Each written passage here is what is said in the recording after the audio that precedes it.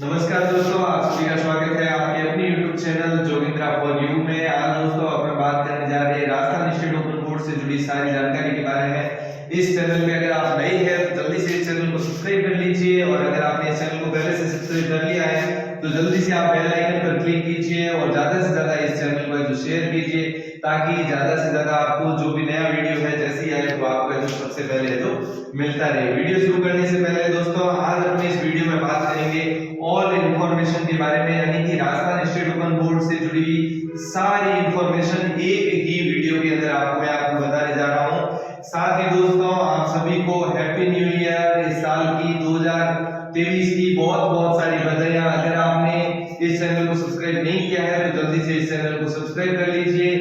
भगवान करे आपके लिए ये नया साल है जो बहुत सारी खुशियां लेकर आए।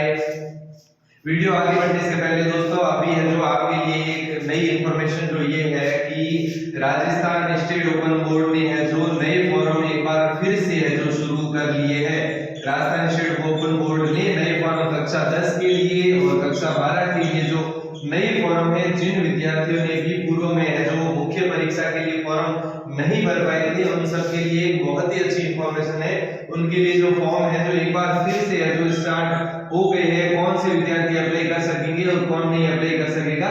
तो देखिए यहाँ पे अगर बात करते हैं अपन, राजस्थान स्टेट ओपन बोर्ड ने जो 27 जुलाई से लेकर और 20 अक्टूबर तक है जो राजस्थान स्टेट ओपन बोर्ड के फॉर्म है जो भरे गए थे, लेकिन उसके बावजूद भी किसी कारणवश कुछ विद्यार्थी है जो अपना फॉर्म है जो नहीं भर पाए थे, उन विद्यार्थियों के लिए राजस्थान स्टेट ओपन बोर्ड ने एक बार फिर से जो मौका दिया है, और वो विद्यार्थी है जो राजस्थान स्टेट ओपन बोर्ड का फॉर्म है जो वापस न्यू फॉर्म है जो भर सकते हैं। न्यू फॉर्म भरने के लिए उन विद्यार्थियों को है जो कब, कहां और कैसे वो अप्लाई कर पाएंगे, तो उसके लिए राजस्थान स्टेट ओपन बोर्ड ने जो अंतिम दिनांक अभी है जो वो 15 जनवरी लास्ट डेट रख रखी है। 15 जनवरी के बाद में कोई भी विद्यार्थी है जो नया फॉर्म अप्लाई नहीं कर पाएगा। मुख्य परीक्षा जो है, मुख्य परीक्षा जो मार्च से लेकर मई के दरमियान में होने वाली है, मार्च मई 2023 में जो परीक्षा होने वाली है, उस परीक्षा के लिए जो है जो फॉर्म अप्लाई करने के लिए वापस एक बार पोर्टल है जो राजस्थान स्टेट ओपन का वो रीओपन हो चुका है। रीओपन यानी कि वापस एक बार ओपन किया है, और 500 रुपए लेट फीस, जिसको विलंब शुल्क कहते हैं, 500 रुपए अतिरिक्त शुल्क देकर आप लोग हैं जो किसी भी संदर्भ केंद्र जो आपके सबसे नजदीक पड़ता हो, सबसे नजदीकी संदर्भ केंद्र पर आप जाकर और कक्षा 10वीं या फिर कक्षा 12वीं का फॉर्म है जो वहां पे जाके आप लोग जो भर सकते हो। संदर्भ केंद्र प्रभारी से आपको कांटेक्ट करना पड़ेगा। वहां पे संदर्भ केंद्र पर जाकर जो आपको वहां पे समय दिया जाता है नोटिस बोर्ड पे, उसी समय में जाकर आप वहां पे डॉक्यूमेंट प्रस्तुत करके और डॉक्यूमेंट जमा करके आप अपना ऑनलाइन फॉर्म है जो भर सकते हो। और फीस का भुगतान भी आपको इस बार ऑनलाइन ही करना है, सारी फीस ऑनलाइन भरनी है, फीस का भुगतान भी वहां पे आपको ऑनलाइन ही करना है। केवल और केवल मात्र ऑनलाइन शुल्क और उसके साथ में अग्रेषण शुल्क, दो चीजें ही आपको ऑफलाइन वहां पे जमा करनी पड़ेगी। बाकी सारी की सारी फीस आपको ऑनलाइन किसी भी माध्यम से, यानी कि NEFT, net banking, Paytm, phone पे, गूगल पे या किसी भी वॉलेट से आप स्कैन करके जो अपनी फीस का भुगतान है जो वहां पे जाके कर सकते हो। वीडियो में आगे बढ़ते हैं दोस्तों। आज इस वीडियो के अंदर अपन बात करेंगे राजस्थान स्टेट ओपन बोर्ड की सारी इंफॉर्मेशन के बारे में, यानी कि कब आप फॉर्म भर सकते हो और उसके बाद में आप पास होने तक की सारी जानकारी मैं आपको इस वीडियो के अंदर शेयर करूंगा। बात करते हैं अपन सबसे पहली बात की राजस्थान स्टेट ओपन बोर्ड के फॉर्म्स के बारे में कि विद्यार्थी कौन है जो विद्यार्थी ओपन के फॉर्म भर सकते हैं। तो उसके लिए दो कैटेगरी होती है, एक तो राजस्थान के विद्यार्थी, एक राजस्थान के आउट ऑफ राजस्थान, यानी कि जो आउट ऑफ राजस्थान, दो कैटेगरी के विद्यार्थी दोनों ही राजस्थान स्टेट ओपन बोर्ड में जो फॉर्म अप्लाई कर सकते हैं। राजस्थान के अगर विद्यार्थी है तो उनके लिए जन आधार कार्ड अनिवार्य होगा। आउट ऑफ राजस्थान का कोई विद्यार्थी है तो उसके लिए जन आधार कार्ड की अनिवार्यता नहीं है। अब अपन आगे बढ़ते हैं दोस्तों। कोई भी विद्यार्थी जो फॉर्म भरना चाहता है तो दो टाइप के फॉर्म है, एक तो विद्यार्थी 10वीं के लिए फॉर्म अप्लाई कर सकता है, दूसरी कक्षा है 12वीं। राजस्थान स्टेट ओपन बोर्ड दो कक्षाओं की है जो परीक्षाएं करवाता है। जो विद्यार्थी स्वयं पाठी के रूप में है, जो ये स्वयं पाठी की तरह ये होता है जिसको ओपन बोला जाता है, ओपन बोर्ड है, स्वयं पाठी विद्यार्थियों का बोर्ड। अब 10वीं के अंदर कौन सा विद्यार्थी अप्लाई कर सकता है और 12वीं के अंदर क्या योग्यता चाहिए, तो उसके लिए सबसे पहले हम बात करते हैं आयु के बारे में बात कर लेते हैं। तो ऐसे विद्यार्थी जिन्होंने 14 वर्ष की आयु पूर्ण कर रखी है, 14 वर्ष आयु जरूरी है किसी भी विद्यार्थी को कक्षा 10 का फॉर्म भरने के लिए 14 वर्ष आयु पूरी की हुई होनी जरूरी है, तभी वो कक्षा 10 का फॉर्म भर सकता है। इसी प्रकार अगर विद्यार्थी 15 वर्ष या इससे ऊपर का है तो ही वो 12वीं का फॉर्म है जो भर सकता है। अगर किसी विद्यार्थी की आयु 15 वर्ष से कम है तो 12वीं का फॉर्म भरने के लिए योग्य नहीं है। इसी तरह अगर विद्यार्थी की आयु 14 वर्ष या उससे अधिक है तभी वो 10वीं का फॉर्म है जो भर सकता है। अब 10वीं के अंदर कोई विद्यार्थी फॉर्म भरना चाहता है तो उसके लिए क्या योग्यताएं रखी गई है, तो पहली योग्यता ये है कि विद्यार्थी दो प्रकार का विद्यार्थी हो सकता है। या तो किसी विद्यार्थी ने कक्षा 1 से लेकर 9th तक कोई भी कक्षा है जो पास कर रखी हो, कक्षा 1 से लेकर 9th तक कोई भी कक्षा पास कर रखी हो, या फिर हो सकता है उस विद्यार्थी ने कक्षा 10वीं में फेल भी हो सकता है वो विद्यार्थी, तो भी वो 10वीं का जनरल फॉर्म नया फॉर्म है जो भर सकता है, जिसको जनरल एडमिशन कहा जाता है। जनरल एडमिशन फॉर्म है जो भर सकता है। दूसरा ऐसा विद्यार्थी जो NFE कैटेगरी से बिलोंग करता है, यानी कि उस विद्यार्थी ने लाइफ में कभी भी किसी भी स्कूल को नहीं गया, उसने किसी भी प्रकार की फॉर्मल एजुकेशन प्राप्त नहीं की है, तो वो विद्यार्थी भी सीधा 10वीं का फॉर्म भर सकता है। डॉक्यूमेंट क्या क्या चाहिए होंगे, इस कैटेगरी के विद्यार्थियों को डॉक्यूमेंट चाहिए होगा अंतिम जो भी कक्षा उसने पढ़ रखी है, उस अंतिम कक्षा पास की है, जो भी पास कक्षा कर रखी है उस कक्षा की विद्यार्थी को मार्कशीट चाहिए होगी, उसकी टीसी, आधार, जन आधार और उस विद्यार्थी की बैंक खाता डायरी अनिवार्य डॉक्यूमेंट है, बैंक डायरी। और अगर विद्यार्थी ओबीसी, एससी, एसटी, विकलांगता या किसी अन्य भी कैटेगरी से बिलोंग करता हो तो संबंधित कैटेगरी का उसको जो प्रमाण पत्र चाहिए होगा और साथ में फोटो चाहिए होंगे। ये सारे डॉक्यूमेंट उस विद्यार्थी को है जो चाहिए होंगे। अब दूसरी कैटेगरी, अगर विद्यार्थी ने कहीं भी किसी की भी स्कूल से उसने शिक्षा प्राप्त नहीं की है तो ऐसे विद्यार्थी को चाहिए होगा जन्म प्रमाण पत्र। जन्म प्रमाण पत्र अनिवार्य डॉक्यूमेंट है, उसके बिना वो फॉर्म नहीं भर पाएगा। और उसके बाद में आधार कार्ड चाहिए होगा, जन आधार कार्ड चाहिए होगा, उसके साथ में बैंक खाता डायरी चाहिए होगी और उसके अलावा उसको जाति प्रमाण पत्र या अन्य कोई कैटेगरी है तो वो बर्थ सर्टिफिकेट चाहिए होगा और फोटो उसको अनिवार्य रूप से चाहिए होगा। कुछ विद्यार्थी ऐसे हैं जो आकर फॉर्म भरने के टाइम अगर विद्यार्थी कहता है कि मेरे पास जन्म प्रमाण पत्र तो उपलब्ध नहीं है, लेकिन मेरे पैन कार्ड के अंदर मेरी आयु लिखी हुई है, आधार कार्ड में मेरी आयु लिखी हुई है, विवाह पंजीयन में मेरी आयु लिखी है, नहीं, ये सारे डॉक्यूमेंट नहीं चलेंगे। आपको है जो अनिवार्य रूप से जन्म प्रमाण पत्र ही लाना होगा, जो संबंधित नगर परिषद या ग्राम पंचायत या किसी भी उच्च अधिकारी है उनके द्वारा है जो जारी किया हुआ होना चाहिए। और वर्तमान में तो जन्म प्रमाण पत्र और सारी सर्विसेज ऑनलाइन है, तो सारे प्रमाण पत्र है जो ऑनलाइन वेरीफाइड ही आते हैं, तो वो सर्टिफिकेट आपको अनिवार्य रूप से जमा करवाना पड़ेगा।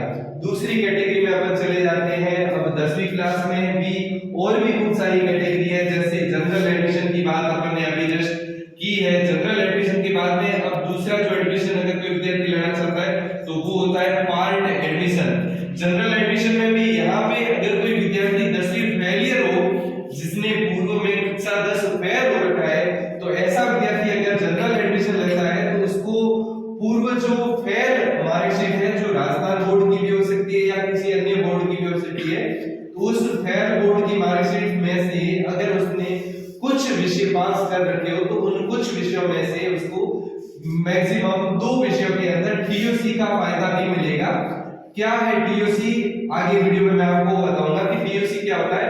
टीओसी का मतलब होता है ट्रांसफर ऑफ क्रेडिट, यानी एग्जांपल के लिए अपन बात करते हैं कि राजस्थान बोर्ड के अंदर यानी कि बीएसईआर के अंदर किसी विद्यार्थी ने मान लो 2020 में 10वीं क्लास है जो पास नहीं हो पाया, वो फेल हो गया, लेकिन उसने इंग्लिश, हिंदी, उसके अलावा जो भी विषय है सोशल साइंस और संस्कृत और मैथ्स, जो भी विषय उसने कर लिए, लेकिन किसी कारणवश वो 2 या 3 विषयों में वो फेल हो गया। मान लो इंग्लिश में फेल हो गया, साइंस में फेल हो गया, सोशल साइंस में फेल हो गया, लेकिन 3 विषयों में वो पास है। तो इन 3 पास विषय जो विषयों में उस विद्यार्थी को है जो टीओसी मिल जाएगी, यानी कि इन 5 विषयों में से कोई भी 2 विषय ऐसे होंगे, 2 विषय कोई भी टीओसी जिसमें ले रहा है उन विषयों का विद्यार्थी को एग्जाम नहीं देना पड़ेगा, और उन 5 विषय जो है जिसमें वो टीओसी ले रहा है उनके नंबर डायरेक्टली है जो उसके मार्कशीट के अंदर जुड़ जाएंगे, और उसके अलावा 3 विषय विद्यार्थी को और लेने पड़ेंगे, जिन 3 विषयों की विद्यार्थी को जो एग्जाम देना पड़ेगा। आगे बात करते हैं अपन पार्ट एडमिशन की बात करते हैं। पार्ट एडमिशन क्या होता है? ऐसे विद्यार्थी जिन्होंने पूर्व में कक्षा 10 पास कर रखी है किसी भी बोर्ड से, उसने कक्षा 10वीं की कक्षा जो पूर्ण रूप से पास हो चुका है, लेकिन अभी उस विद्यार्थी को कुछ विषय या फिर ऐड करवाने हैं। एग्जांपल के लिए अपन बात करते हैं, जैसे किसी विद्यार्थी ने आरएसओएस से कक्षा 10वीं पास कर ली और उस विद्यार्थी ने मान लो विषय लिए थे हिंदी, गृह विज्ञान, चित्रकला, भारतीय संस्कृति, कवि साहित्य, इस टाइप के कोई भी विषय लिए थे और 10वीं उसने पास कर ली, लेकिन अब वो विद्यार्थी आगे कोई ऐसा एग्जाम फाइट करना चाहता है जिसमें गणित और विज्ञान अनिवार्य है या फिर अंग्रेजी अनिवार्य है, तो ऐसा एग्जाम फाइट करने के लिए उसकी कक्षा 10वीं के अंदर संबंधित विषय भी होने जरूरी है। तो ऐसी स्थिति में ये विद्यार्थी क्या कर सकता है कि राजस्थान स्टेट ओपन से वो पार्ट एडमिशन में वापस 10वीं में एडमिशन ले ले और मैक्सिमम 4 विषयों में जो पार्ट एडमिशन ले सकता है, मैक्सिमम 4 विषय वो लेकर है जो पार्ट एडमिशन में कक्षा 10वीं कर सकता है। जैसे उदाहरण के लिए गणित, विज्ञान, इंग्लिश या जो विषय वो लेना चाहे, और मिनिमम 1 विषय भी ले सकता है पार्ट एडमिशन में। तीसरी कैटेगरी है कक्षा 10वीं की, वो है आईटीआई एडमिशन। हम बात करने जा रहे हैं यहाँ पे आईटीआई एडमिशन। अगर किसी विद्यार्थी ने 8वीं पास कर रखी है, 8th क्लास उसने पास कर रखी है और साथ ही उसने आईटीआई भी की हुई है, तो ऐसा विद्यार्थी अगर 10वीं पास होना चाहता है तो वो 10वीं में आईटीआई बैच पे फॉर्म भर सकता है। ऐसे विद्यार्थी को आईटीआई की मार्कशीट भी साथ में लगानी पड़ेगी, और ये विद्यार्थी केवल मात्र इंग्लिश और हिंदी 2 विषयों का एग्जाम देगा, और 2 विषयों का एग्जाम देने के बाद में ये 10वीं पास कहलाएगा। अगर ये 2 विषय अगर वो पास कर लेता है तो वो राजस्थान स्टेट ओपन से 10वीं पास के समकक्ष गिना जाएगा। ये भी बात दोस्तों कक्षा 10वीं की। अब अपन बात करने जा रहे हैं कक्षा 12वीं की, जो राजस्थान स्टेट ओपन बोर्ड है जो कक्षा 10वीं और कक्षा 12वीं 2 विषयों में 2 क्लासें हैं जो फॉर्म है जो अपन अप्लाई कर सकते हैं। अब अपन बात करने जा रहे हैं कक्षा 12वीं की। तो 12वीं कौन से विद्यार्थी दे सकते हैं? पहली कैटेगरी है जनरल एडमिशन की अपन बात करने जा रहे हैं। जनरल एडमिशन में कौन से विद्यार्थी एडमिशन ले सकते हैं? तो पहली कैटेगरी है जो अनिवार्य शर्त है 10वीं कक्षा पास होना जरूरी है विद्यार्थी, या फिर 11th पास की आवश्यकता है, या फिर 12th फेल विद्यार्थी भी कक्षा 12 का फॉर्म है जो भर सकता है जनरल एडमिशन के अंदर कक्षा 12 का फॉर्म भरने के लिए। ये 3 कैटेगरियां हैं। और जनरल एडमिशन के अलावा अगर चौथी कैटेगरी अगर विद्यार्थी कोई आईटीआई पास है, यानी कि उसने 10th कर रखी है और साथ में आईटीआई डिप्लोमा उसने किया हुआ है, या फिर पॉलिटेक्निक डिप्लोमा भी चलेगा। अगर 10th के साथ में उसने पॉलिटेक्निक भी किया हुआ है तो भी वो विद्यार्थी है जो इस कैटेगरी को बिलोंग करेगा। 10th प्लस पॉलिटेक्निक कर रखी है तो भी वो विद्यार्थी है जो कक्षा 12वीं का फॉर्म है जो भर सकता है। ऐसी कंडीशन में अगर किसी विद्यार्थी ने 10वीं पास या 11वीं पास या 12वीं फेल, तो 12वीं में अगर फेल है तो वापस वही शर्त आ जाती है कि वो जिन विषयों में पास है उनमें से कुछ विषयों में मैक्सिमम 2 विषयों में वो टीओसी यहाँ पे ले सकता है। टीओसी का मतलब है वो विद्यार्थी किन्हीं 2 विषयों की जिनकी वो टीओसी लेगा उनमें पहले से ही पास होगा और बाकी 3 विषयों का वो है तो एग्जाम देगा। अब बात आती है कक्षा 10वीं पास या फिर 11वीं पास या 12वीं फेल विद्यार्थी। ये कैटेगरी है जो विद्यार्थी जो 12वीं का फॉर्म भर सकते हैं। अगर उसने आईटीआई कर रखी है तो वो विद्यार्थी केवल मात्र इंग्लिश विषय का एग्जाम देकर कक्षा 12वीं की समकक्षता हासिल कर सकता है, यानी कि उसको कक्षा 12वीं पास का माइग्रेशन और कक्षा 12वीं पास की मार्कशीट उसको है जो मिल जाएगी। अब अगर किसी विद्यार्थी ने कक्षा 12 का फॉर्म भरना है तो उसके लिए जो आवश्यक डॉक्यूमेंट है वो है कक्षा 10वीं की जो मार्कशीट है वो अनिवार्य डॉक्यूमेंट है, साथ ही टीसी। अगर पूर्व में उसने कक्षा 11 कर रखी है तो 11th पास की टीसी, 10th कर रखी है तो 10th पास की टीसी, 12th फेल है तो 12th पास की 12th फेल की टीसी उसको चाहिए होगी। मार्कशीट की बात करें टीसी, और पूर्व में जो कक्षा उसने पास कर रखी है अगर 10th है तो 10th, और 10th के बाद 11th कर रखी तो 11th की भी मार्कशीट चाहिए होगी, 11 या फिर 12th फेल की मार्कशीट जो उसके पास अवेलेबल हो। फिर उसके बाद में उसको चाहिए होगा आधार, जन आधार, और जन आधार के बाद में बैंक डायरी, बैंक डायरी के बाद में जो भी कैटेगरी सर्टिफिकेट यानी कि अगर वो ओबीसी, एससी, एसटी किसी भी से बिलोंग करता हो तो वो संबंधित कैटेगरी सर्टिफिकेट या फिर दिव्यांगता प्रमाण पत्र वो भी चाहिए होगा, और साथ में जो उसके फोटोज चाहिए होंगे। ये सारे डॉक्यूमेंट उस विद्यार्थी को जो प्रस्तुत करने होंगे, सारे डॉक्यूमेंट डबल दो फोटोकॉपी के सेट में जो वहां पे आपको स्वप्रमाणित ले जाने हैं। कहां ले जाने हैं? संदर्भ केंद्र पर। दूसरा जो अपन बात करेंगे अब जनरल एडमिशन की बात है। यहाँ पे जनरल एडमिशन हमेशा 5 विषय में होगा, 5 विषय विद्यार्थी को मिनिमम लेने पड़ेंगे। राजस्थान स्टेट ओपन के अंदर 5 विषय लेकर हुआ है जो 12वीं पास कर सकता है। आगे बात करते हैं जनरल एडमिशन की बात है। यहाँ भी 12वीं में भी एक व्यवस्था रहती है पार्ट एडमिशन की। कौन से विद्यार्थी योग्य होते हैं इसके? तो जो भी विद्यार्थी पूर्व में, जिन विद्यार्थियों ने जो 12वीं कक्षा पास कर रखी है, पूर्व में 12वीं कक्षा जो भी विद्यार्थी पास हो रखे हैं, मान लो किसी विद्यार्थी ने आर्ट्स में कक्षा 12वीं पास कर रखी है, या कॉमर्स में कक्षा 12वीं पास कर रखी है, या साइंस में कर रखी है, तो ऐसी स्थिति में मान लो कोई आर्ट्स का विद्यार्थी है, उसने कक्षा 12वीं पास कर रखी है, लेकिन अब वो साइंस में 3 विषयों से 12वीं करना चाहता है या 4 विषयों से 12वीं करना चाहता है, तो वो है जो पार्ट एडमिशन ले सकता है। इसी तरह कॉमर्स का विद्यार्थी भी साइंस में या आर्ट्स में, और इसी तरह साइंस में मान लो किसी विद्यार्थी ने पूर्व में एग्रीकल्चर में 12वीं कर रखी है और अब वो फिजिक्स विषय ऐड करना चाहता है, तो यहाँ पे वो विद्यार्थी जो साइंस में पार्ट एडमिशन ले सकता है, फिजिक्स विषय में 12वीं कर सकता है। या फिर ऐसे विद्यार्थी जिसने बायो में 12वीं कक्षा पास कर रखी है वो भी है, तो यहाँ पे मैथ्स में 12वीं है जो कर सकता है पार्ट एडमिशन लेकर। फिर अगली जो अपन कैटेगरी यहाँ पे बात करते हैं, इंप्रूवमेंट वाले विद्यार्थी भी है जो श्रेणी सुधार जिसको बोलते हैं। पूर्व में जिस साल आप कक्षा 12वीं पास करते हो तो उसके अगले साल आप इंप्रूवमेंट फॉर्म भी भर सकते हो, जिसको विषय में नंबर सुधार जिसको बोला जाता है, या श्रेणी सुधार जिसको कहा जाता है। इस तरह के विद्यार्थी है जो फॉर्म भर सकते हैं।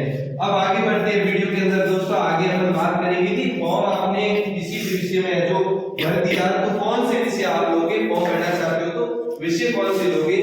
तो राजस्थान स्टेट ओपन कक्षा 10 के अंदर लगभग 17 विषय अवेलेबल आपको कराता है, जो सरल भी है और कुछ कठिन भी है, और कुछ अलग अच्छे से विषय उपलब्ध आपको करवाता है। साथ ही अगर कक्षा 12 की बात करें तो लगभग 21 विषयों में जो राजस्थान स्टेट ओपन है जो कक्षा 12वीं करने की आपको व्यवस्था देता है। हर कक्षा के अंदर फिक्स नियम है कि मिनिमम आपको एक भाषा लेनी जरूरी होगी, कोई भी भाषा। ये दोनों में सेम कैटेगरी है, दोनों ही कंडीशन में, चाहे कक्षा 10वीं करो चाहे कक्षा 12वीं करो, आपको मिनिमम 5 विषय लेने जरूरी है। मिनिमम 5 विषय आपको लेने जरूरी है, चाहे आप कक्षा 10वीं पास करना चाहते हो चाहे कक्षा 12वीं पास करना चाहते हो। आईटीआई वाले विद्यार्थी हैं तो इनको इंग्लिश और हिंदी 2 भाषाएं लेनी पड़ेगी, और 12वीं अगर करना चाहता है तो केवल मात्र इंग्लिश में वो करके है जो आईटीआई की समकक्षता ले सकता है। पार्ट एडमिशन के अंदर यहाँ पे मिनिमम यहाँ पे अपन 1 विषय ले सकते हैं और मैक्सिमम 4 विषय लेकर पार्ट एडमिशन कर सकते हैं। 12वीं में भी ये सेम तरीका है। फीस की बात करते हैं अब अपन कि कोई भी विद्यार्थी जब फॉर्म भरने जा रहा है तो वो फीस की क्या व्यवस्था रहेगी। तो फीस के बारे में मैं आपको बता रहा हूं दोस्तों।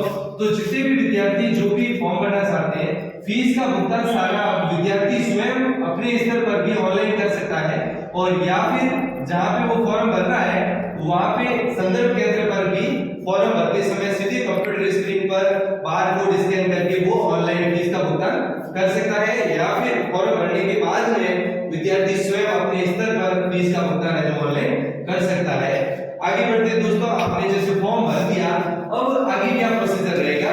जैसे राजस्थान स्टेट ओपन बोर्ड की अपन बात करते हैं तो Rajasthan state open board stream, कुछ विद्यार्थियों के दिमाग में डाउट्स रहते हैं कि स्ट्रीम क्या होती है, स्ट्रीम 1 क्या होता है और स्ट्रीम 2 क्या होती है।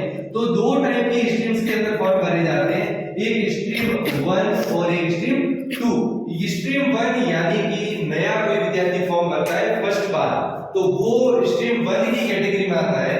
और दूसरा जो फेलियर्स होते हैं उनके कुछ समय बचाने के उद्देश्य से स्ट्रीम 2 के अंदर वो फॉर्म भर सकता है। जैसे उदाहरण के लिए राजस्थान बोर्ड से किसी विद्यार्थी ने 10वीं या 12वीं का एग्जाम दिया और वो फेल घोषित हो गया, तो अगले 6 महीने के अंदर अगर वो है जो स्ट्रीम 2 का फॉर्म भरेगा तो उसके पूरे 12 महीने खराब नहीं होंगे, कुछ 6 महीनों के अंदर है जो स्ट्रीम 2 में फॉर्म भर के यहाँ पे अपनी कक्षा 10वीं या 12वीं जो संबंधित कक्षा है जो वो पास कर सकता है, स्ट्रीम 2 के अंदर वो फॉर्म भर सकता है।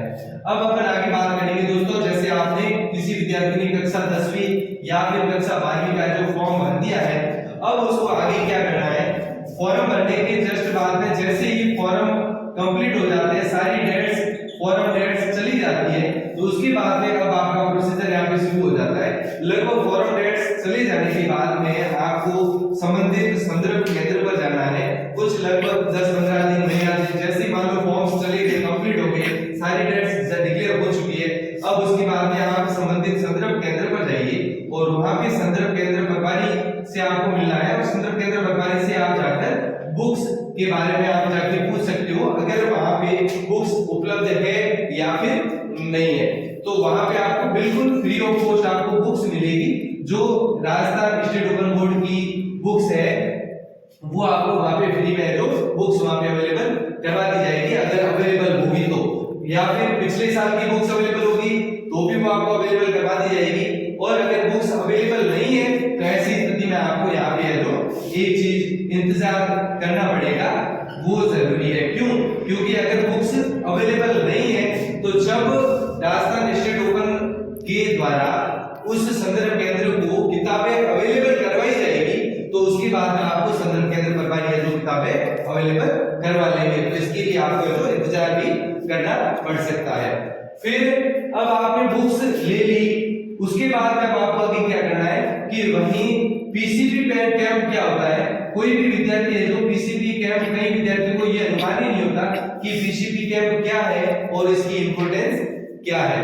इसके बाद में आपको बताने जा रहे हैं कि पीसीपी कैंप जो है व्यक्तिगत संपर्क शिविर, व्यक्तिगत संपर्क शिविर जिसको कहा जाता है, 15 दिन का एक कैंप ऑर्गेनाइज किया जाता है।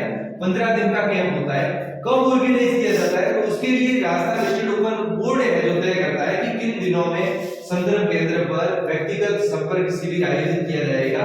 होता क्या है इस शिविर में, जैसे ही आप लोगों ने फॉर्म भर दिए तो उसके 2 महीने 4 महीने या फिर 2 महीने के अंदर ही राजस्थान स्टेट ओपन बोर्ड एक आदेश जारी करता है। उस आदेश में जो संपर्क जो आपका केंद्र है उस केंद्र पर है जो 15 दिनों का एक शिविर आयोजित किया जाएगा, जिसकी सूचना आपको संबंधित संदर्भ केंद्र पर नोटिस बोर्ड पे आपको मिल जाएगी। वहां पे जाके आपको संदर्भ केंद्र के अंदर क्या होगा कि संपर्क शिविर में आपको 15 दिन तक रेगुलर क्लासें उपलब्ध करवाई जाएगी। वहां पे संबंधित आपकी कक्षा के विषयाध्यापक आएंगे और आपको 15 दिन तक नियमित कक्षाएं होंगी, नियमित अटेंडेंस होगी और संबंधित साथ में टेस्ट या फिर आपको इंपोर्टेंट जो भी क्वेश्चंस या फिर किस तरह का पेपर आएगा आपको पेपर पैटर्न समझाया जाएगा, और ऐसी सारी चीजें आपको जिस तरह रेगुलर स्टूडेंट्स को कक्षा के अंदर परीक्षा के लिए प्रिपेयर किया जाता है, ठीक उसी प्रकार आपको 15 दिन के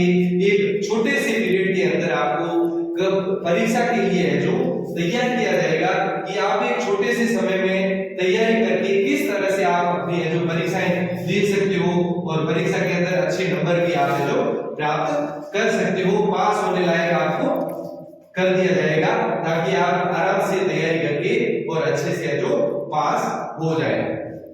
अब आती है बात कि इसकी इंपॉर्टेंस क्या है, तो जो विद्यार्थी 15 दिन के संपर्क शिविर यानी कि व्यक्तिगत संपर्क शिविर में जो विद्यार्थी जाते हैं उन विद्यार्थियों को है जो 10% सत्रांक का फायदा भी मिलता है। 10% सत्रांक उन विद्यार्थियों को है जो संदर्भ केंद्र के द्वारा है जो भेजे जाएंगे, जिन विद्यार्थियों की 100% वहां पे उपस्थिति रहती है। ऐसे सारे विद्यार्थियों को 10% सत्रांक दिए जाते हैं संदर्भ केंद्र के द्वारा जो आपकी मार्कशीट के अंदर जुड़ कर आते हैं। अब आपने फॉर्म भर दिया, बुक्स ले ली, तैयारी कर रहे हो, पीसीपी कैंप भी अटेंड कर लिया, तो अब आपको संबंधित संदर्भ केंद्र के नोटिस बोर्ड से जुड़ा रहना चाहिए। कुछ समय अंतराल में वहां पे जाकर आपको नोटिस बोर्ड पे जो सूचना लगाई हुई होती है वो जाके आपको देखते रहना चाहिए। कम से कम, ज्यादा नहीं तो कम से कम 15-20 दिन में एक बार संदर्भ केंद्र पर आपको जाना चाहिए और वहां पे जाकर जो भी सूचना लगी हुई हो वो सूचना आपको वहां पे जाके जो प्राप्त करनी चाहिए। जैसे ये सारी चीजें हो जाती है तो उसके बाद में जो समय आ जाता है, 2 स्टेप्स होते हैं। जैसे अगर आपने मार्च मई वाला फॉर्म भरा है मुख्य परीक्षा का, तो उसके जो एग्जाम होंगे वो लगभग मई जून में होते हैं, अगले मई या जून के अंदर एग्जाम होते हैं। तो उन दिनों में आपको जो एग्जाम की डेट्स भी डिक्लेयर हो जाती है, तो उन दिनों में आपको संदर्भ केंद्र पर जाना है और वहां पे जाके टाइम टेबल के बारे में पता करना है कि राजस्थान स्टेट ओपन बोर्ड का टाइम टेबल कब आने वाला है और इसके एग्जाम है जो कब है। तो संदर्भ केंद्र प्रभारी महोदय आपको वहां पे बता देंगे कि आपके एग्जाम है जो कब है। एग्जाम से लगभग 15 से 20 दिन पहले आपको जो प्रवेश पत्र वहां पे उपलब्ध करवा दिया जाएगा।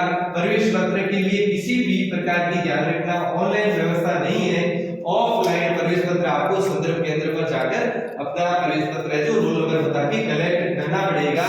और वहां पे प्रवेश पत्र कलेक्ट करने के बाद में आप जो प्रवेश पत्र के अंदर सेंटर लिखा हुआ है उस सेंटर पर आपको जाना होगा और वहां पे जाके आपको एग्जाम देनी है। अपने साथ में एक आईडी प्रूफ जरूर रखना है एग्जाम देने जाते समय। जैसे आप एग्जाम दे देते हैं तो सारे एग्जाम्स हो जाने के बाद में लगभग 45 से 60 दिनों के अंदर आपका जो रिजल्ट जारी किया जाता है राजस्थान स्टेट ओपन बोर्ड के द्वारा। रिजल्ट ऑनलाइन डिक्लेयर होता है और रिजल्ट ऑनलाइन डिक्लेयर होने के वापस 45 से 60 दिन के अंदर आपका जो आपकी marksheet Rajasthan state open board के द्वारा भेजी जाती है, जो आपको वापस कहां मिलेगी, आपके संदर्भ केंद्र पर जहां पे आपने फॉर्म भरा था वहां पे वापस आपको बुक्स वगैरह वापस जमा करनी होती है और वहां जाकर बुक्स जमा करके आपको वापस है जो अपनी मार्कशीट वहां से ले लेनी है। तो ये है पूरा प्रोसेस फॉर्म भरने से लेके और A to Z यानी कि फॉर्म भरने से लेके और आपको मार्कशीट प्राप्त करने तक का सारा प्रोसेस अपने इस वीडियो के अंदर है जो शो किया है। जो मुझे उम्मीद है कि आपने अच्छे से ये सारा वीडियो देखकर और सारी चीजें आपने अच्छे से जो समझ ली होगी। उम्मीद करता हूं कि आपने सारी चीजें अच्छे से आपको समझ में आ गई होंगी। फिर भी आपको कुछ डाउट्स हो तो वो आप कमेंट सेक्शन में कमेंट करके बता सकते हैं। फिर मिलेंगे दोस्तों एक नए वीडियो के साथ, तब तक के लिए थैंक यू।